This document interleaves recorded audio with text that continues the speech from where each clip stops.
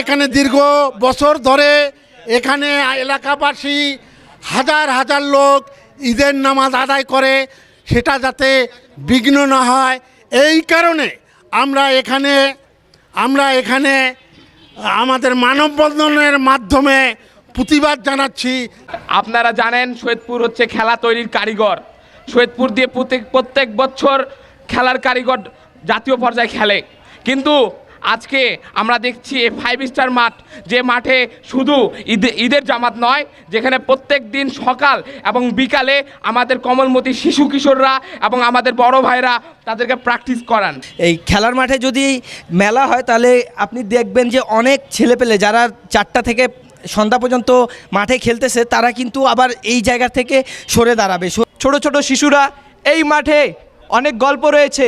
আমরা আমাদের প্রোফাইলে স্ট্যাটাস দেই আমাদের সৈয়দপুরের গর্ব সন্তান বর্ষণ, রবিউল ইসলাম রুবেল, তরুণ প্রতিভাবান যাদেরকে নিয়ে আমরা স্ট্যাটাস দেই, তারা কিন্তু এগলা মাঠ থেকে গড়ে উঠেছে।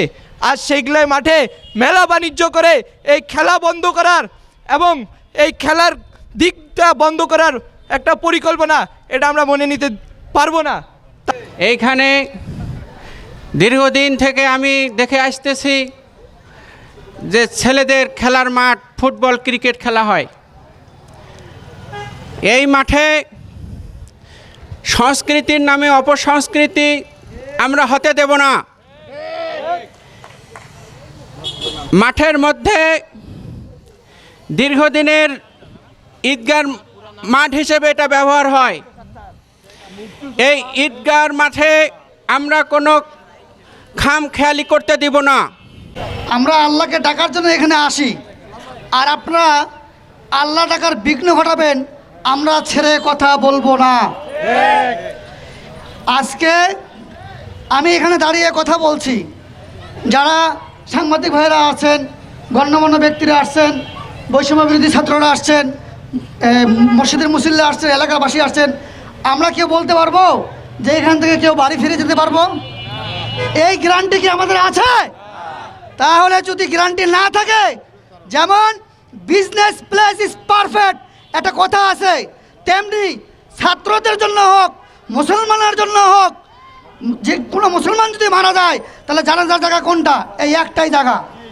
আমাদের এখানে নামাজ পড়া হয়। আপনারা এখানে মেলা চালু করার পরে অশ্লীলতাপূর্ণ গান দিয়ে নামাজে আমাদের তো কোনো প্রকার সাহায্য করতে যাচ্ছেন না, তাই না? আমরা এখানে 5 ওয়াক্ত নামাজ পড়তে পারবো না স্বাধীন মতো। গত বছরও এরকম মেলা হয়েছিল, আমরা বলেছিলাম যে মেলাটা যেন না হয়, তারপরেও জোর জবরদস্তি মেলাটা হয়েছে এবং নানা রকম অসামাজিক কার্যকলাপ এই মেলাগুলোতে হয়ে থাকে। 24 ঘন্টা সময় দিলাম আপনাকে, কোন বিবেচনায় সেই পূর্ণ অভ্যুত্থান করছেন আপনারা স্বৈরাচারের? আপনাকে সৈয়দপুরবাসীর পক্ষ থেকে আমি আবারও 24 ঘন্টার আলটিমেটাম দিতে চাচ্ছি।